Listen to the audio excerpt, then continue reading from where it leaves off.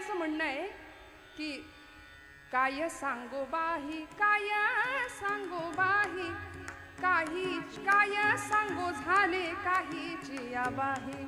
अनुभव व्यक्त केला की अतिशय आनंदाचा, ज्याला परमानंद म्हणतात, ज्याला ब्रह्मानंद म्हणतात, असा आनंद आम्ही चाखला, आम्ही अनुभवला. संत त्या अवस्थेला पोहोचले. आत्मनः तुष्टिरेवच हा अनुभव संतांनी घेतला, स्वतःच्या आत्म्याला मिळणारं समाधान. म्हणून तर नको आत्मस्थिती, नको ब्रह्मभाव, मी भक्त तू देव ऐसे करी. मला कुठल्याही पदाला नाही पोहोचवलंस तरी चालेल, देवा तुझ्या माझ्यातलं नातं देव आणि भक्ताचंच राहू दे, असा द्वैत भाव मागितला. नलगे मुक्ती धन संपदा संत संग दे सदा, असं म्हणतात तुकोबाराय. त्यामुळे मुक्तीही नको आम्हाला आणि काहीच नको म्हणाले, संतांच्या सहवासात ठेव, की जेणेकरून ज्या संतांनी आम्हाला अशी वाट दाखवली, मार्ग दावूनी गेले आधी, त्या मार्गावरून आम्ही वाटचाल केली, त्याचा परिणाम असा झाला, देवा तू भेटलास. म्हणून भगवंतांच्या आणि आपल्यामध्ये दुसरं कोणी येता कामा नये, एक तर सद्गुरू आणि दुसरं म्हणजे संत. विठ्ठल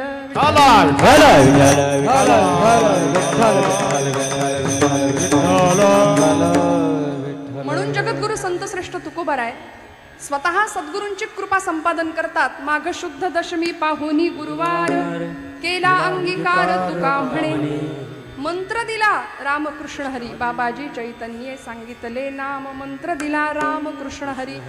या मंत्राशी अनुसंधान ठेवलं, परमेश्वराशी तादात्म्य साधलं, त्याचा परिणाम असा झाला की देव पहावयासी गेलो तेथे देवची होणी.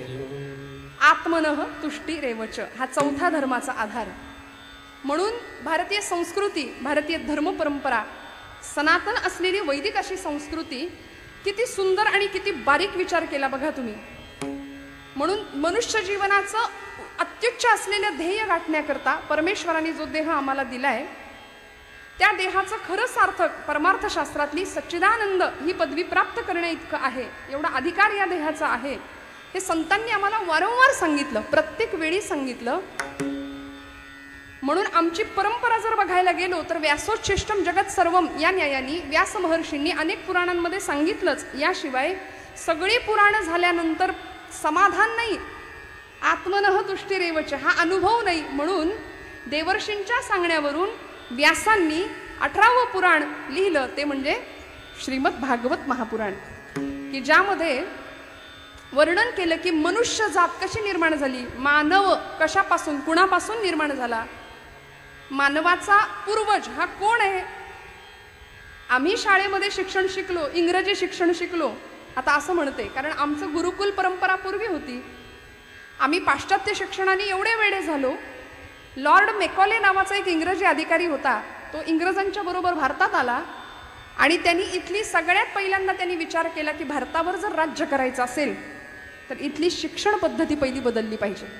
कारण इथे गुरुकुल पद्धत होती, ती सगळी बदलली आणि कॉन्व्हेंटचं शिक्षण आलं, पाश्चात्य शिक्षण आलं आणि मग डार्विनचा उत्क्रांतीवादाचा सिद्धांत तुमच्या माझ्या पोरांच्या पुस्तकात आला.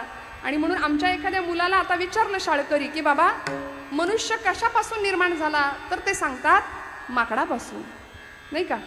डार्विनचा उत्क्रांतीवादाचा सिद्धांत काय सांगतो, मनुष्याची निर्मिती किंवा मनुष्याचा पुढचा वंश हा आमचे पूर्वज कोण. आता कसे बोलाल आपण, अहो कसं शक्य आहे, ज्यांनी शोध लावला त्यांचे असतील माकडं पूर्वज, आपले नाही. मनु आणि शतरूपा हे आपले मूळ पुरुष आहेत बरं, भगवंतांनी निर्माण केलेला. मनुपासून तयार झालेला मानव, म्हणून आम्ही सगळी मानवजात आहोत, मनुष्य प्राणी आहोत.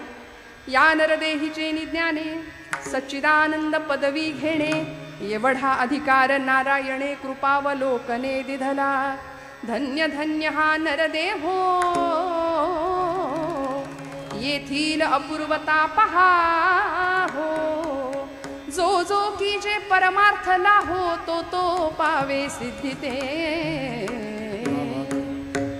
पशुदेही नाही गती, ह्या दासबोधातले ओवे मी मुद्दाम सांगते बरं का आपल्याला.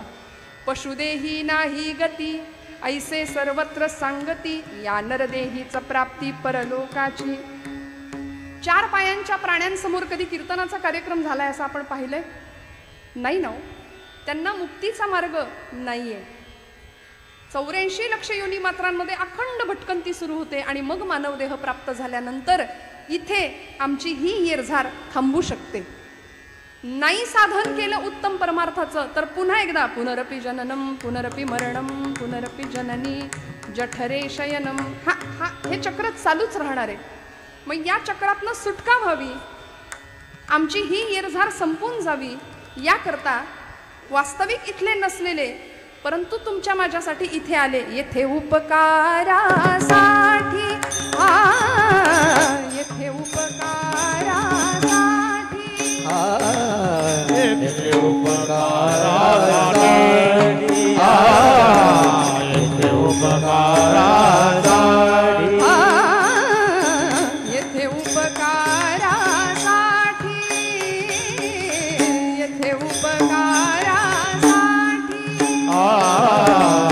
येथे उपकारासाठी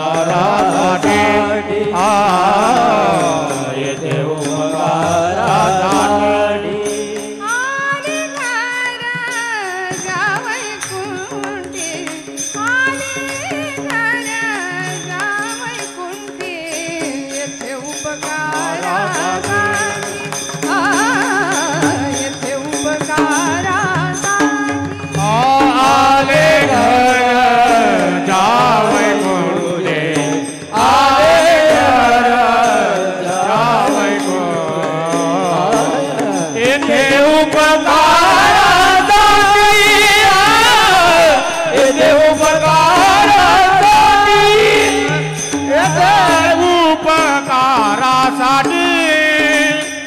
आले घर जावई कुंटे आले घर जावई कुंटे आले घर जावई कुंटे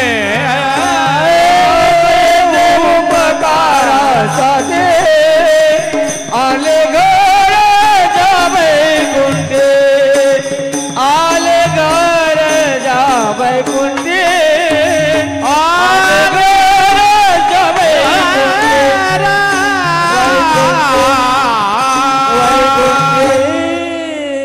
अट्टहास करून पुन्हा जन्माला आलो. वैकुंठाचे वासी असलेले वैकुंठ निवासी असलेले संत महात्मे तुमच्या माझ्याकरता आले आणि काय केलं. तुका म्हणे वत्स धेनवेच्या पोटी तैसे मज येती सांभाळ केला. दीनजनांचा प्रपंचामध्ये भरकटलेल्या मनुष्य मात्राचा पूर्णपणे उद्धार व्हावा आणि सद्गती प्राप्त व्हावी, खऱ्या अर्थी जीवनाचा अर्थ कळावा, याकरता संतांनी धडपड केली, अखंड धडपड केली. समाज स्वास्थ्याचं संजीवन कुठं मिळतंय का याचा शोध घेत अंतर्बाह्य करचळले. त्याकरता समाजानं दिलेली निंदा, अपमान, अवहेलना, छळ, दुःख हसत हसत सहन केलं. आणि तुका म्हणे तोची संत सोशी जगाचे आघात, सगळे आघात सहन केले. का हो बुडते हे जन न देखावे डोळा, येतो कळवळा म्हणून या. तुमचा माझा कळवळा आला, कारण सबंध मनुष्य जात विलक्षणपणे या सगळ्या येरझारीमध्ये फसली आहे. मग या सगळ्यातून जर त्यांची सुटका व्हायची असेल आणि खऱ्या अर्थी जीवनाचं गंतव्य मिळायचं असेल, उद्धार व्हायचा असेल, तर यांना सरळ मार्ग दाखवला पाहिजे. म्हणून आले. ज्ञानोबा आले, नामदेव महाराज आले, संतश्रेष्ठ नाथबाबा आले, शांती ब्रह्म म्हणवले जाणारे संतश्रेष्ठ एकनाथ बाबा.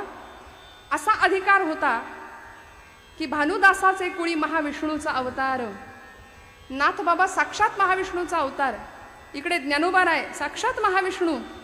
एक एक शब्द असा होता ज्ञानेश्वरीतला, ती अक्षरे नवती देखा ब्रह्म साम्राज्य दीपिका अर्जुना लागी चितकळिका प्रगटली. असे एक एक अक्षर परतत्वाला स्पर्श करणारा आहे की नाही? आहे ना? हो म्हणा. ज्ञानेश्वरी वाचताय म्हणजे आपण वाचता ना. आता श्रावण महिना सुरू झालाय. ग्रंथ काही मंडळी हरिविजय, भक्तिविजय, पांडव प्रताप, ज्ञानेश्वरी गाथा केलं पाहिजे हो. का करायचं? ज्ञानराज माझी योग्यांची माऊली, ज्ञानराज माझी योग्यांची माऊली, ज्ञानराज माझी योग्यांची माऊली, ज्ञानराज माझी योग्यांची माऊली. जेणे निगमावली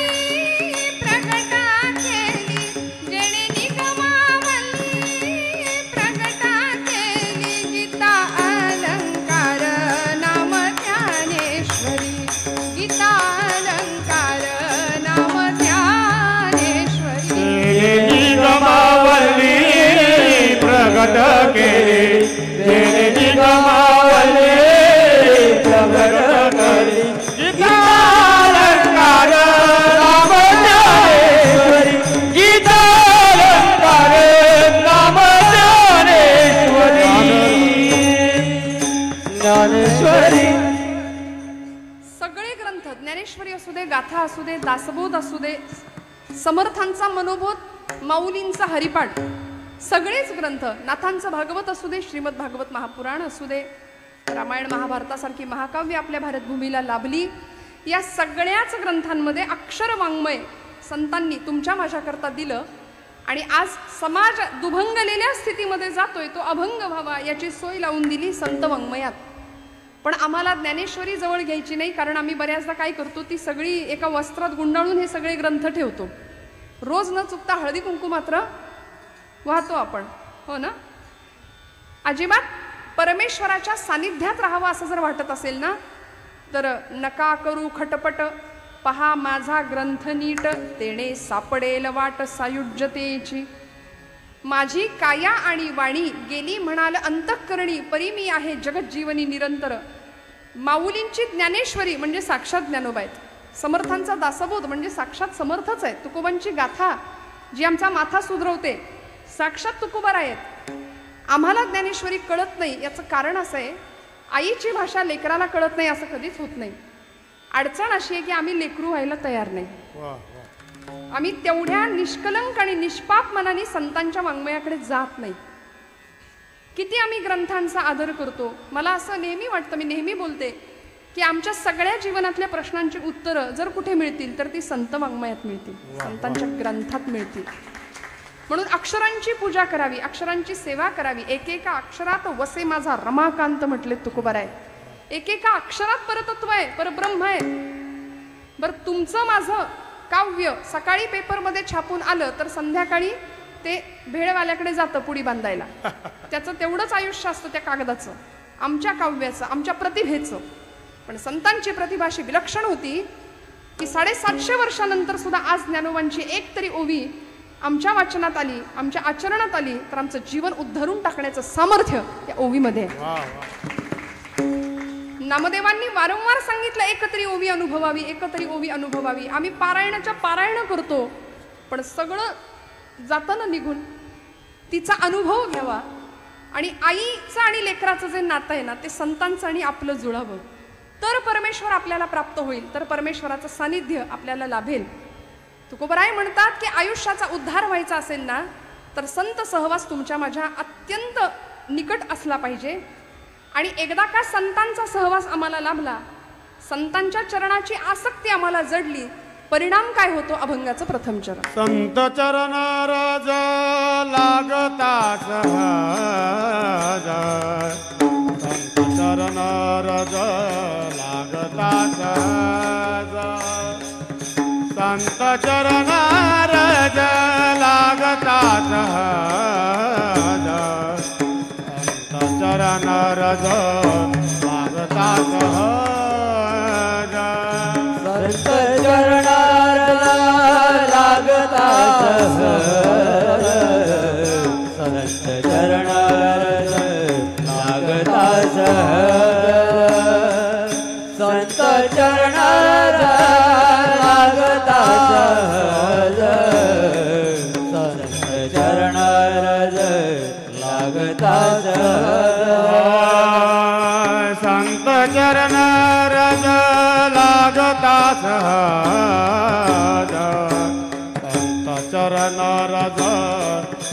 लागता सहज, संत चरण रज लागता सहज, संत चरण रज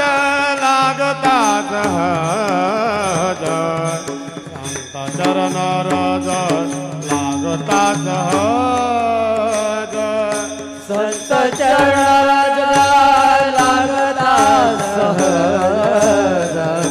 संत चरण लागता सहज, संत चरण लागता सहज, संत चरण लागता सहज. वासनेचे बीज जळून जा बीज जळून जाये वासनेचे बीज जळून जाये वासनेचे बीज जळून जाये वासनेचे बीज जळून जाये वासनेचे बीज जळून जाये मग राम नामे उपजी आवडे मग राम रामे उपजी आवडे मग राम नामे उपजी आवडे मग राम नामे उपजी आवडे वासनेचे बीज जळून वासनेचे बीज जळून जाये वासनेचे बीज जळून जाये वासनेचे बीज जळून जाये वासनेचे बीज जळून जाये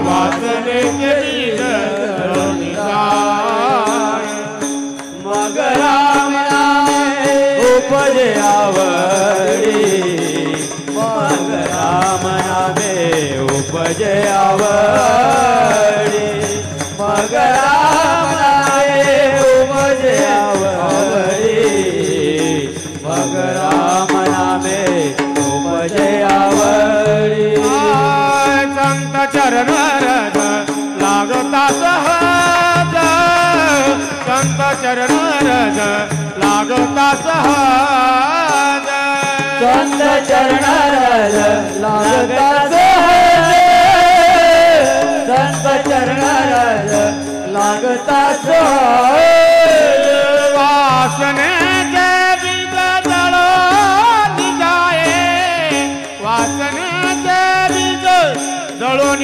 जाये मग राम नामे उपजे मग राम नामे उपजे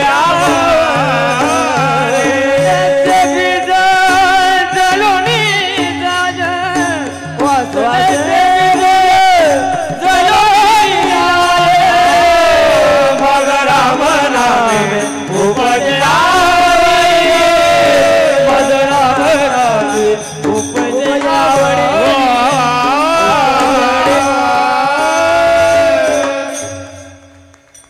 वाजवा वाजवा काटकसर करताय का छान होती की नाही चाल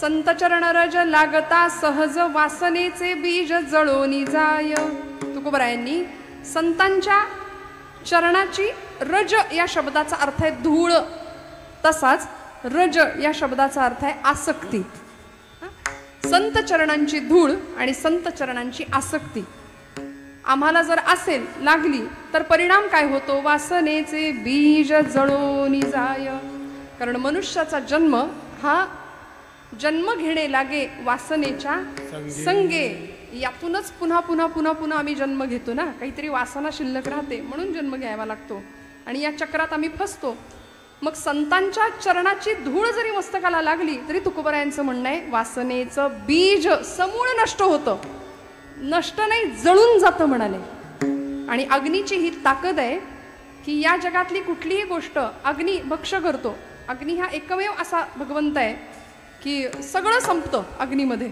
हो ना मग आमचं बीज सुद्धा वासनेचं बीज सुद्धा जाळून टाकण्याचं सामर्थ्य अग्नी या अग्नीमध्ये कुठला अग्नी संतांचं जीवन हे वैराग्याचं प्रतीक आहे आणि वैराग्य हे अग्नीसारखं असतं धगधगतं त्यामुळे संतांच्या सानिध्यात संतांच्या वैराग्याचा जरी आम्हाला तो चटका लागला ना तरी सुद्धा त्या चटक्याने आमच्या ठिकाणच्या समूळ वासना नष्ट होतात एक निरोगी मनुष्य दिवसभरामध्ये जेवढ्या वेळा श्वासोश्वास करतो की नाही तेवढ्या वेळा त्याच्या प्रत्येक श्वासाबरोबर वासना निर्मिती होत असते आपल्याकडे शास्त्रकार सांगतात सात्विक वासना आहेत राजस वासना आहेत आणि तामस वासना आहेत त्यामुळे या सगळ्या वासना नष्ट करण्याचं सामर्थ्य हे फक्त संतांच्या सहवासात आहे मी म्हटलं तुकोबराय सांगतायत आपल्याला, संत चरण रज लागता सहज, सहज जरी संतांची धूळ मस्तकाला लागली किंवा संतांच्या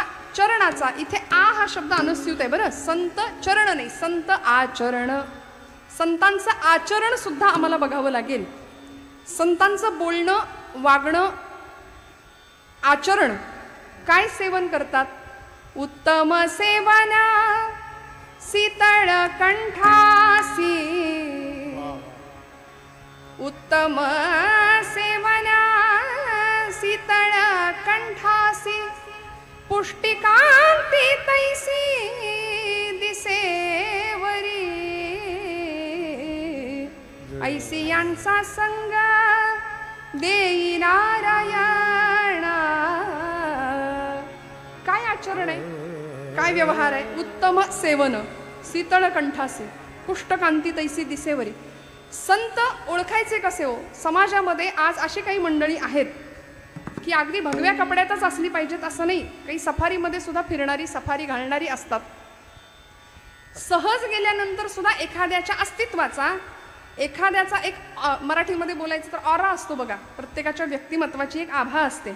एखाद्याच्या सहवासात गेल्यानंतर छान वाटतं, प्रसन्न वाटतं. काही माणसांच्या सहवासात गेल्यावर नको नकोसं होतं, हा विषय वेगळा आहे. सकाळी उठल्याबरोबर अशी काही मंडळी समोर आली की आपल्याला वाटतं आज दिवस खराब जाणार, आपला अनुभव आहे प्रत्येकाचा. पण काही एखाद्याचा चेहरा समोर दिसला तर असं वाटतं अरे आज दिन बन गया, आज जमणार, आज दिवस छान जाणार आपला.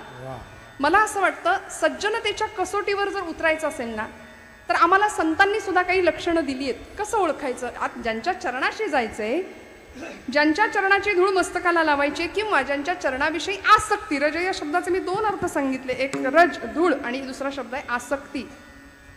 त्या चरणांची, त्या आचरणाची आसक्ती आम्हाला लागावी याकरता आधी संत कोण ओळखावं लागतील, ओळखावे लागेल ना, संतांना ओळखावं लागेल. मग शास्त्रकारांनी आम्हाला काही क्रायटेरिया दिलाय. आता ज्ञानोबांपासून तुकोबरायांपर्यंत, निळोबरायांपर्यंत, समर्थ रामदास स्वामी, अलीकडच्या काळातले वासुदेवानंद सरस्वती टेंबे स्वामी महाराज, दत्त संप्रदायातले पंत महाराज बाळेकुंद्रीकर असतील, आमच्या गोंदवल्याचे ब्रह्मचैतन्य गोंदवलेकर महाराज असतील, परमपूज्य गुरुदेवता बेळगाव निवासी संतश्रेष्ठ श्री कलावती देवी असतील, अनेक संत आजपर्यंत होऊन गेले. आजपर्यंत अलीकडच्या काळापर्यंत स्वामी समर्थ असतील अक्कलकोटचे, असंख्य संत मांदियाळी. पण आपल्याला परंपरा आठवते ज्ञानोबांपासून. भागवत धर्म मंदिराच्या रचनेचा पाया घातलेले संतश्रेष्ठ ज्ञानोबा, तिथून ती परंपरा सुरू होते. मग या सगळ्या संतांच्या मांदियाळीमध्ये आताचे संत बसतात का. कारण कलियुगाचा प्रताप इतका भीषण आहे, इतका महान आहे. माझं नाही, तुकोबरायांचंच म्हणणं आहे. ऐसे संत झाले कली, ऐसे संत झाले कली, ऐसे संत झाले कली, हो ऐसे संत झाले कली, ऐसे संत झाले कली, ऐसे संत झाले कली, ऐसे संत झाले कली, ऐसे संत झाले कली. हाती तमाखूची नळी, हाती तमाखूची नळी, हाती तमाखूची नळी, हाती तमाखूची नळी, ऐसे संत झाले कोणी, ऐसे संत झाले कोणी, ऐसे संत झाले कोणी, ऐसे संत झाले कोणी. भांग भुरका हे साधन, गाथेतले शब्द आहेत महाराजांचे. पचनी पडे मद्यपान, ऐसे संत झाले कली. आता या चाली बघा, ते कसं त्यांचं चालूच आहे की नाही. या चाली आल्या की हात थांबत नाही, आपल्या माना डोलायच्या राहत नाहीत. कारण ही चाल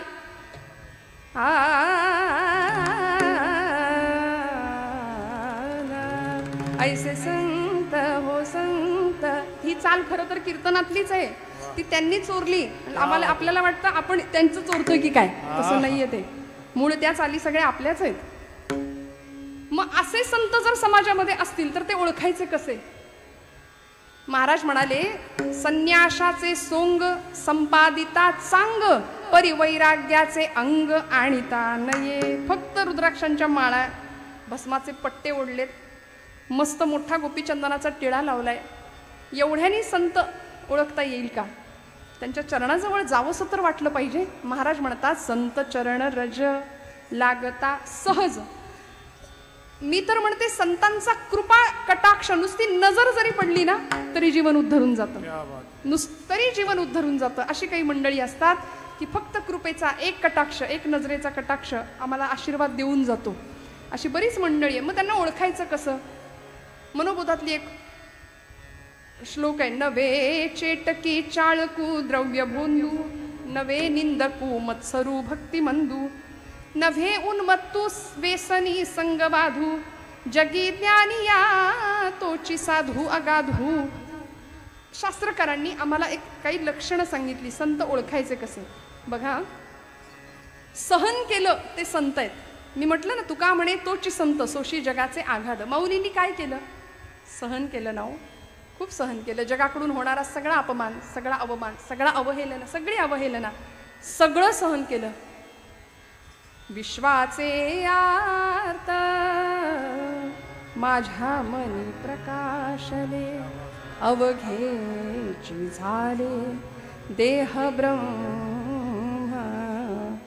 विश्वाचे आर्त माझ्या मनी प्रकाश. 16 वर्षाच्या लेकराच्या हृदयात सगळ्या जगाचं दुःख सामावून घेतलं ज्ञानोबांनी. जगाने फक्त अपमान केला. संन्याशाच्या पोरांनो, तुम्हाला जगण्याचा हक्क नाही, गोडाधोडाचं खाण्याचा तुमचा अधिकार नाही, तुमची पात्रता नाही. अरे जगता कशाला, मरून जा ना. या परिस्थितीपर्यंत, या अवस्थेपर्यंत छळलं, पण तरी सुद्धा हे सगळं दुःख सहन केलं. आणि मग पसायदानाच्या रूपाने जगाकडं, विश्वात्मक भगवंताकडं मागणं मागतात. सगळं सहन केलं. आणि त्या ज्ञानोबांच्या पावलावर पाऊल ठेवून चालणारे पुढचे सगळे संत.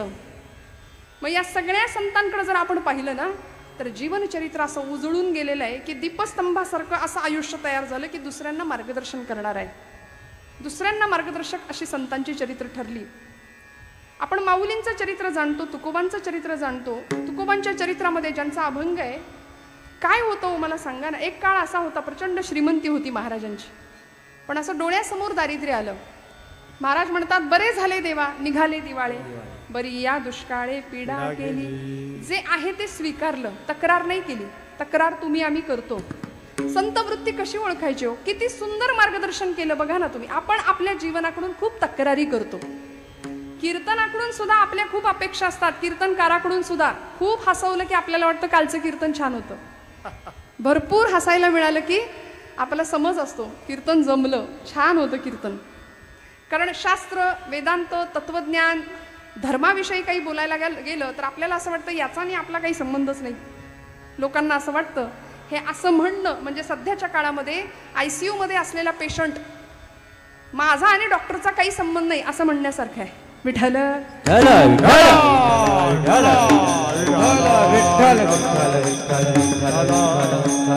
मला सांगा ना, आता नाही केली धर्माची चर्चा तर कधी करायची? आता नाही कीर्तनामध्ये संतांचा गुणगौरव केला तर कधी करायचा? फक्त 2 तास मनोरंजन आणि टाइमपास असेल तर आयुष्याचा विनोद व्हायला वेळ नाही लागणार. तिकडं बांगलादेश पेटलाय, ती वेळ आपल्यावर यायला वेळ नाही लागणार. आपलं कसं असतं, कुणाच्या घेण्यात नाही, कुणाच्या देण्यात नाही. आम्ही बाबा कुणाच्या घेण्यात नसतो, देण्यात नसतो. आम्ही आमचं आयुष्य, आमचं 2-3 टाइमचं गिळायला मिळालं आम्हाला, आमचा प्रपंच, आमची पोरं बाळं मस्त आमचं. आणि हे आम्ही 4 चौघात मोठेपणा मिरवून बोलतो. आम्ही कोणाच्या घेण्यात नसतो, देण्यात नसतो. तिकडे जगाला समाजाचं वाटोळं का होईना हे आम्ही अभिमानानं सांगतो. आणि ही मोठी दुर्दैवाची बाब आहे. आम्ही कुणाच्या घेण्यात नाही, देण्यात नाही असं म्हणणं हे सगळ्यात मूर्खपणाचं लक्षण आहे. आता घेण्यात देण्यात असलं पाहिजे. आता समूहाने राहण्याची फार मोठी गरज आहे, प्रचंड मोठी गरज आहे. आम्ही नाही एकत्र आलो. संतांनी आम्हाला हेच तर शिकवलं ना वेळोवेळी. काय गरज होती ज्ञानोबांना सगळ्यांसाठी मागणं मागायची? स्वतःपुरतं मागता आलं असतं. संजीवन तत्वाचा स्पर्श स्वतःच्या जीवनाला करून घेतला माऊलींनी, स्वतःचाच उद्धार करता आला असता. पण जे खळांची व्यंकटी सांडो, दुष्टांचा सुद्धा दुष्टपणा जाऊ दे असं दिव्य मागणं का मागितलं असेल? तुकोबरायांच्या आयुष्यामध्ये प्रचंड प्रतिकूलता होती प्रपंचाची, पण तरी सुद्धा परमेश्वराचं भजन केलं आणि जगाला उत्तम असा मुक्तीचा मार्ग महाराजांनी सुद्धा आम्हाला दाखवून दिला. आमचं असं होतं की आम्हाला इतरांसाठी काही करायची इच्छा होत नाही. आम्ही आमच्याच आयुष्याकडून एवढ्या तक्रारी करतो. मला कधी कधी असं वाटतं आपण जर खूप तक्रारी करायला गेलो ना आमची तरुण मंडळी त्यामध्ये जास्त अव्वल असतात. जुनी माणसं तरी तडजोड करत जगली बरं का. इथे असलेल्या माता भगिनी, आमच्या मावश्या काकी असतील, सगळ्या आज्या असतील, इकडे असलेली बुजुर्ग मंडळी, आपण तडजोड केली आयुष्यामध्ये. आताची तरुण पिढी, ज्याला आपण ॲडजस्टमेंट म्हणतो मराठीत, ती करायला तयार नाही आहे, कुठल्याच बाबतीत करायला तयार नाही. जर आयुष्याबद्दल स्वतःची तक्रार वाटू लागली ना, तर मला असं वाटतं कधीतरी अशा एखाद्या इसमानी लवकर उठावं, एखाद्या दिवशी लवकर उठावं. कारण आम्ही सगळे सूर्यवंशी आहे. आता आम्हाला तो ब्रह्ममुहूर्त, ते 2:30चा प्रहर आणि सकाळचा पहिला प्रहर काही कळत नाही, काही माहिती नसतं. बरं, कीर्तनकार हा प्राणी तर निशाचर प्राण्यांमध्येच आता मोडतोय, आहे की नाही. त्यामुळे सकाळ पहाट वगैरे आपण कधी पाहणार. मग अशा वेळी पहाटे उठावं एखाद्या दिवशी. आणि काय सांगते ऐका, रस्त्याने चालायला जावं. काही मंडळी तुम्हाला रस्त्याने चालताना दिसतील, जॉगिंगसाठी, वॉकिंगसाठी नाही का निघालेली. त्यातल्या एखाद्या माणसाला विचारायचं, तुम्ही का पळताय? सगळं जगच पळतंय ना. खरं तर आम्ही सुद्धा पळतोच आहोत, पण आमच्या तक्रारी जर कमी व्हायच्या असतील ना, तर त्या एका माणसाला, पळणाऱ्या माणसाला विचारावं, तुम्ही का पळताय, तुम्ही जॉगिंग का करताय? तिकडून उत्तर मिळेल, पोट कमी करण्याकरता. बरोबर आहे ना? आपण करता ना व्यायाम? ती व्यक्ती म्हणेल पोट कमी करण्याकरता, सगळे फॅट्स वाढलेत म्हणाले, फॅट्स कमी करण्याकरता.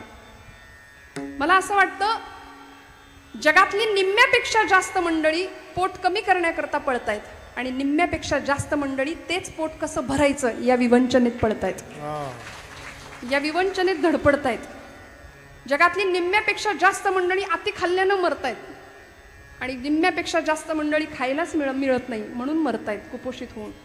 इतकी तफावत आहे, इतका भेद आहे.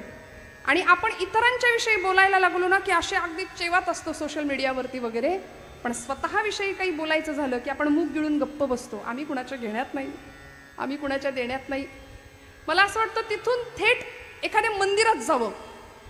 मंदिरामध्ये असं दृश्य दिसेल, असं चित्र दिसेल की त्या मंदिराच्या बाहेर काही भिकारी असे बसलेले असतील, हातामध्ये कटोरं घेऊन भीक मागत असतात. त्यांना पाहावं, थेट देवाकडे जावं. तिथेही एखादा श्रीमंतातला श्रीमंत व्यक्ती देवापुढं भीकच मागत असतो. आम्ही मागतोच ना, कायम पदरच पसरत असतो. तिथून थेट एखाद्या हॉस्पिटलमध्ये जायचं. त्या हॉस्पिटलच्या समोरच्या त्या जागेमध्ये, पॅसेजमध्ये काही मंडळी त्यामध्ये श्रीमंत असतात, गरीब असतात, त्यांचे नातेवाईक तिकडे ICU मध्ये असतात, वॉर्डमध्ये असतात, दुःखी असतात, सगळे विमनस्क आणि खिन्न चेहऱ्याने बसलेले असतात. एखाद्या अपंगाकडे बघायचं आणि मग आपल्याला कळेल की परमेश्वराने आपल्याला किती दिलंय. मग तक्रार नाही उरणार जीवनाची, अजिबात नाही तक्रार उरणार. जॉर्ज वॉशिंग्टन असं म्हणायचे, माझ्या लहानपणी प्रचंड गरिबी होती, अमेरिकेचे राष्ट्राध्यक्ष झाले ते, पण माझ्या गरिबीमुळे माझ्या पायात घालायला बूट नव्हते, माझ्या पायात घालायला बूट नव्हते म्हणून मी सतत तक्रार करायचो, वाईट वाटायचं मला. पण ज्या दिवशी माझ्या पायात घालायला बूट नाहीत हे दुःख माझं कमी झालं, ज्या दिवशी मी पायच नसलेला माणूस पाहिला. ज्याला पायच नाहीत असा माणूस दिसल्यानंतर बुटाचं काय घेऊन बसला हो. किती अव्यंग दिलंय. का तक्रारी आम्ही करतो? म्हणून संतांच्या चरणाशी जायचं. कारण संतांनी प्रतिकूलतेला सुद्धा अनुकूल परमार्थाकडे लावलं. आणि ब्रह्मचैतन्य आपले गोंदवल्याचे महाराज म्हणतात, प्रपंच जितका प्रतिकूल असतो ना तितका तुमचा परमार्थ अनुकूल व्हायला मदत होते. विठ्ठल विठ्ठल.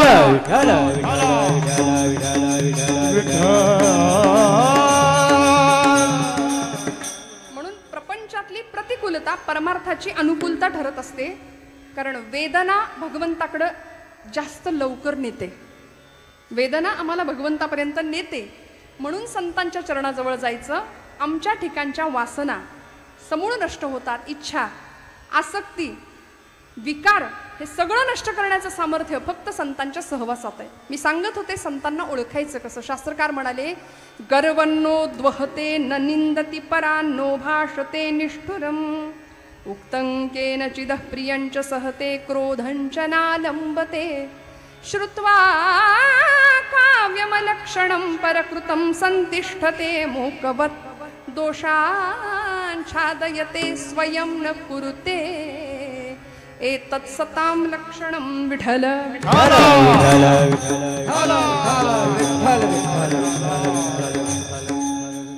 गर्वन्नो द्वहते हा श्लोक कदाचित पूर्वी ऐकलाय की नाही तुम्ही मला माहिती नाही. पहिला नियम आणि पहिलं लक्षण सांगितलं, संत कधीच गर्व करत नाही. लक्षात ठेवायचं, ज्याच्याकडे अहंकार आहे, मी पण आहे ना, 4 फूट लांब राहायचं आपण त्याच्यापासून.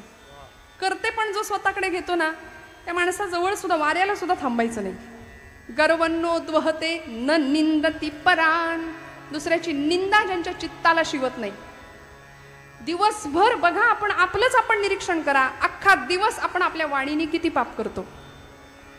आपण निरीक्षण, दुसऱ्याकडे कशाला बघायचं, आपण आपल्याकडे पाहूया. आणि दुर्दैव असं आहे की आपल्याला आपल्याकडे पाहायला वेळ नाहीये. मुरारी बापू म्हणतात, हम लोग इतने एंगेज हो गए हैं अभी, कभी खुद को फोन लगा के देखा है? एंगेज टोन सुनाई देगा म्हणाले. केले का आपण कधी असं? आपलाच फोन घ्यायचा, आपलाच नंबर आपल्याच फोनवरनं डाईल करायचा. करून बघा आज काय होते. एंगेज टोन सुनाई देगी. अभी इस समय सभी लाईन व्यस्त है असं उत्तर येईल आपल्याला. कारण आम्ही आपल्या आतमध्ये बघायला तयार नाही, आम्ही आत डोकवायला तयार नाही. स्वतःचा श्वास सुद्धा आम्ही ऐकत नाही शांतपणे. बघा तुम्ही, इतके धावतोय अखंड दुसऱ्यांची निंदा करण्यामध्ये. पारावर बसून हातामध्ये पत्ते, आणि या जगामध्ये क्रांती झाली पाहिजे, याचं काही खरं नाही, त्याचं काही खरं नाही. मग राजकारण असू दे, तिकडं खेळ असू दे, धर्मकारण असू दे, यावर आम्ही गप्पा भरपूर मारू, पण व्यक्तिगत पातळीवर स्वतः काय करतोय याचा विचार आम्ही नाही करत. न निंदती परान. दुसऱ्याची निंदा नाही करणं. म्हणून ती निंदा आमच्याकडून होता कामा नाहीये. ती होते म्हणून तर ती धुवून काढण्याचं काम, आमची जीभ, आमची वाणी धुवून काढण्याचं काम नाम करतं. हरिनाम प्रक्षाळी जिव्हे ते. जीभ धुवून काढण्याचं काम काय करतं? नाम करतं. बरं, म्हणून संतांनी नाम दिलं आम्हाला. न निंदती परा नो भाषते निष्ठुरम. नो भाषते, कधीच कुठल्याच प्रकारची उग्र भाषा संतांच्या मुखात नसते. मग भगवी कपडे असलीच पाहिजेत असं काही नाही. बघा, साधी आमच्या आजूबाजूला सुद्धा अशी माणसं असतात, कधी कुणाला लागेल टोचेल असं बोलत नाही. आपण बघा ना, दुसऱ्याच्या हृदयाला घरं पडतील अशी काही काहींची वाक्य आणि बोलणं असतं की नाही? बर, शब्दांनी झालेली जखम फार भयानक असते.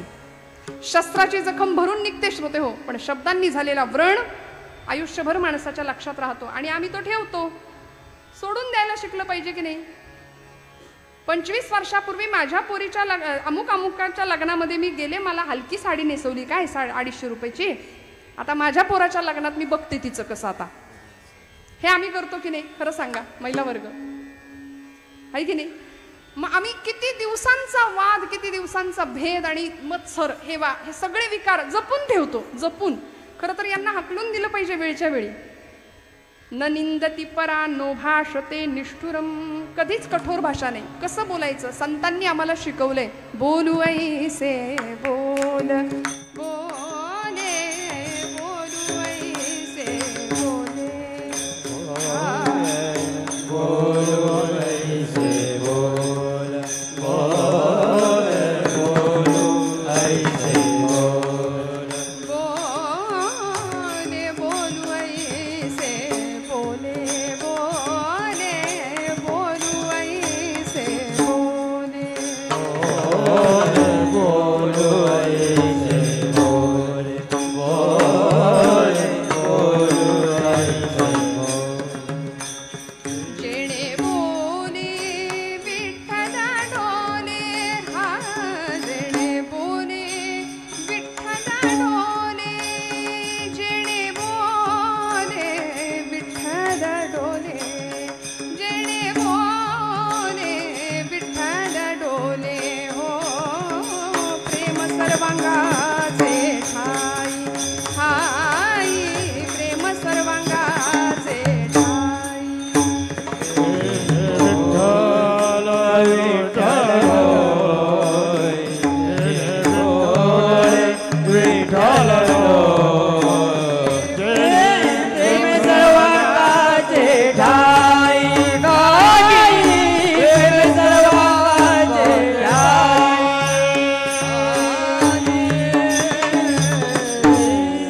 कसं बोलायचं? आमच्या बोलण्यामुळे दुसऱ्याच्या हृदयातला विठ्ठल डोलला पाहिजे. आता कसं बोलायचं बघा, जमेल का हो? दुसऱ्याच्या हृदयातला विठ्ठल डोलला पाहिजे असं आमचं बोलणं जमेल का आम्हाला? संध्याकाळ झाली, इकडून यायला उशीर झाला, इथं केल्याची किंमत नाही, खाल्ल्याची किंमत नाही, गिळा. आता जेवा म्हणण्यामध्ये आणि गिळा म्हणण्यामध्ये फरक आहे की नाही? पण आम्ही काय उच्चारतो शब्द? आता आपलं आपण बघा, आहे की नाही? गिळा एकदाशी. इतकं गोड बोलावं. संतांनी आम्हाला सगळी आचारसंहिता दिली आहे. बोलू ऐसे बोले जेणे बोले विठ्ठल डोले, नो भाषते निष्ठुरम उक्तं केनचिदः प्रियंच सहते क्रोधंच नालंबते. कुणी काहीही बोललं, अप्रिय बोललं, 4 शिव्या जरी घातल्या ना तरी संत प्रतिक्रिया देत नाहीत म्हणाले. क्रोधंच नालंबते, रागवायचं नाही. आता असं जरी संतांचं लक्षण असलं तरी एकेकाळी समर्थ रामदास स्वामी सांगतात उद्धटासी उद्धट. कारण हा काळ असा आहे की जर आम्हाला महात्म्यांचं तत्वज्ञान फार आमच्या कानी कपाळी ओरडून इतकं गळी उतरवलंय ना शालेय अवस्थेपासून, आपल्याला एका गालात कुणी मारली तर दुसरा गाल आपण पुढे करावा असं आपल्याला लहानपणापासून शिकवलंय. पण असं नाहीये आणि आता असं करून जमत नाही.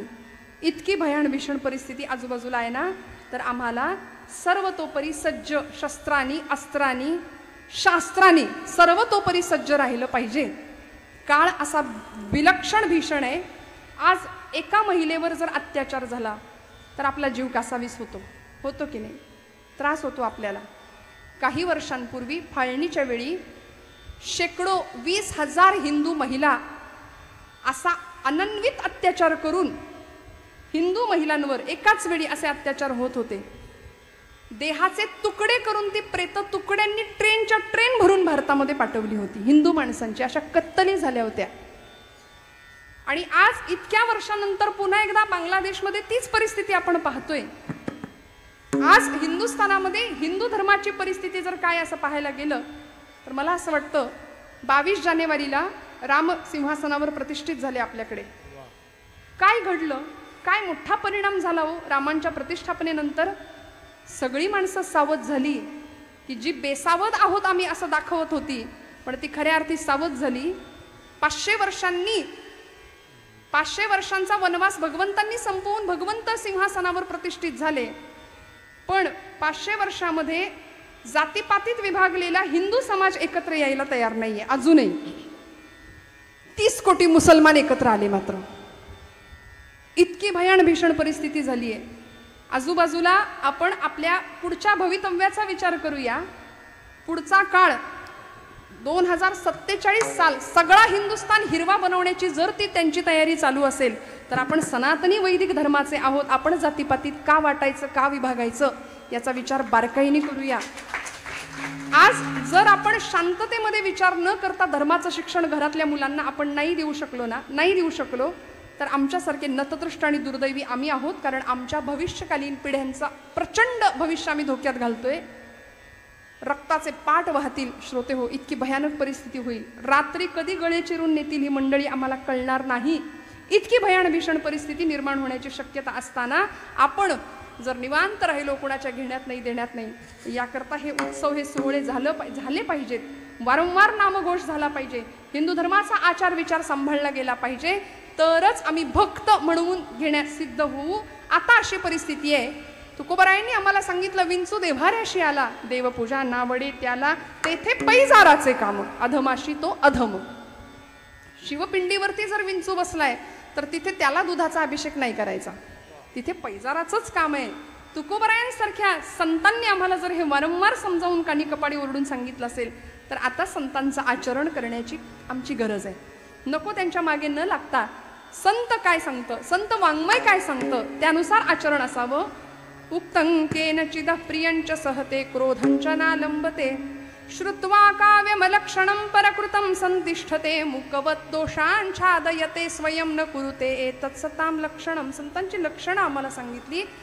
मग आता एवढं सगळं जर संत आम्हाला देतायत, काय करतात संत? आमची जीवनाकडे बघण्याची दृष्टी बदलून टाकतात. संत सृष्टीत नाही बदल करत. मी उदाहरणांनी पटवून देते आपल्याला. संत सृष्टीत बदल नाही करत, आहे ती परिस्थिती नाही बदलू शकत. संत जीवनाकडे बघण्याचा दृष्टिकोन आम्हाला देतात. कबीरांकडं एक गृहस्थ गेला बरं का. आपण जागे आहेत ना सगळे? नक्की. विठ्ठल विठ्ठल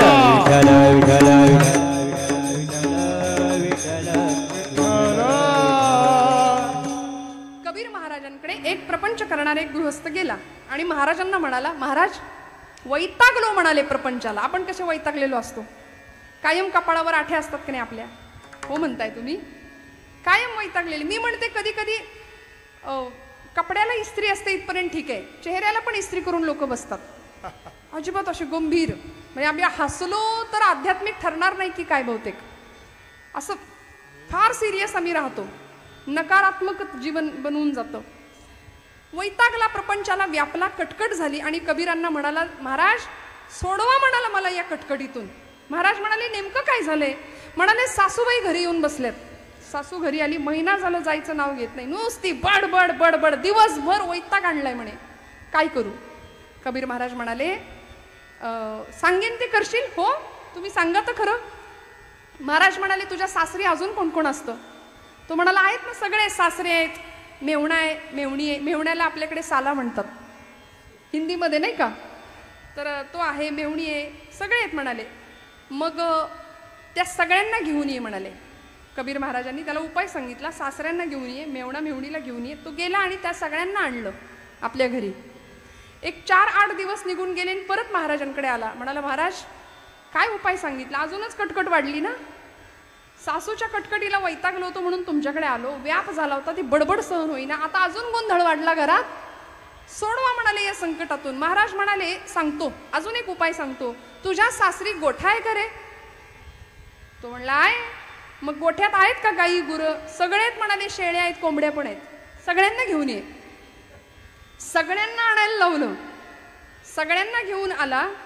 10 दिवस गेले आणि असा वैतागून त्रस्त होऊन आला. म्हणला, महाराज तुम्हीच एक कटकट आहे माझ्यासाठी, मी माझ्या कटकटीतनं सोडवा म्हणून मी तुमच्याकडे आलो ना, आणि मला असला उपाय सांगितला, काही करून यातनं मला सोडवा, दुसरा एखादा उपाय सांगा. कबीर महाराज म्हणाले, करशील? शेवटचा उपाय सांगा म्हणाले. आता सांगतो. आता हे सगळ्यांना तू घेऊन आलायस ना, त्या सगळ्यांना परत सासरी तुझ्या सोडून ये म्हणाले. सासूबाई फक्त घरी राहू देत, सगळ्यांना सोडून ये. झालं. मेवणा मेवणी, सासरा आणि गोठ्यातली जी काही जनावरं आणली होती सगळ्यांना सोडून आला.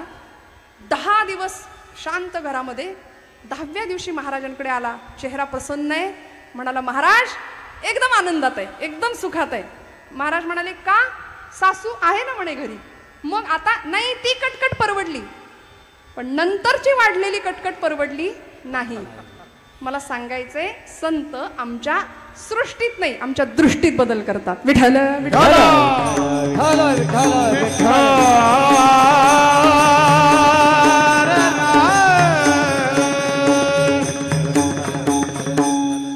मग आता परिणाम काय होणार आहे? वासना संपून जाणार आहे ना, इच्छा संपून जाणार आहे, जीवनातला नकार संपून जाणार आहे. आशा आणि तृष्णा या 2 गोष्टी अशा आहेत, अहंता आणि ममता या 2 गोष्टी अशा आहेत की जीवन सुखाने जगू देत नाहीत. मी माझं मी माझं मी माझं, प्रचंड हव्यास, अनेक गोष्टींचा हव्यास, हे हवं ते हवं ते हवं ते हवं. मी म्हणते ना, मी नेहमी अशा बांधावर आम्ही उभे राहतो आणि मग येणाऱ्या पाहुण्याला म्हणतो, तो डोंगर दिसतोय तिथपर्यंत सगळं माझं आहे, सगळं माझं आहे. ती धरणी माता हसते आपल्यावरती, म्हणते याचा पणजा सुद्धा असाच म्हणायचा, आजा गेला पणजा गेला, बाप मसणा गेला, देखत देखत ना तू पण तोही तैसा झाला. सगळे त्याच मार्गाने गेलेत आणि हाही याच भ्रमात आहे की हे सगळं माझं आहे. सगळ्या वासना संपतात, आपण निर्लेप होतो, निर्लेप. निरासक्त जीवन जगण्याची इच्छा निर्माण होते आणि मग त्यानंतर परिणाम काय होतो? दुसरं चरण. मग राम नामे उपजे आवडी, मग राम नामे उपजे आवडी, मग राम नामे उपजे आवडी, मग राम नामे उपजे आवडी, मग राम नामे उपजे आवडी, मग राम नामे उपजे आवडी, मग राम नामे उपजे आवडी, मग राम नामे उपजे आवडी. सुख घडघडी वाढू लागे, सुख घडघडी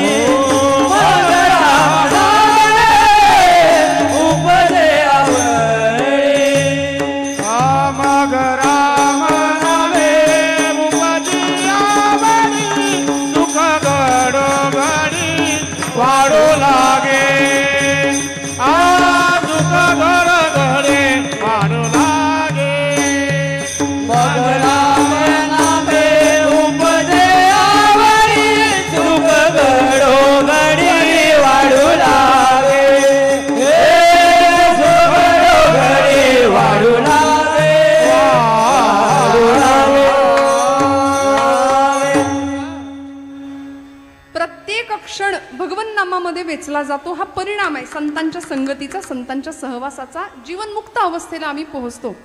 सत्संगत्वे निस्संगत्वम, निस्संगत्वे निर्मोहित्वम, निर्मोहित्वे निश्चलत्वम, निश्चलत्वे जीवनमुक्ती. ही काय अवस्था प्राप्त होते हो? अहम निर्विकल्पो निराकार रूपो विभुर्व्याप्य सर्वत्र सर्वेन्द्रियाणि सदा मे समत्वं न मुक्तिर्न बन्धः चिदानंद रूप शिवोहम शिवोहम. न पुण्यम न पापम न सौख्यम न दुःखम अहम नैव न भोज्यम न भोक्ता.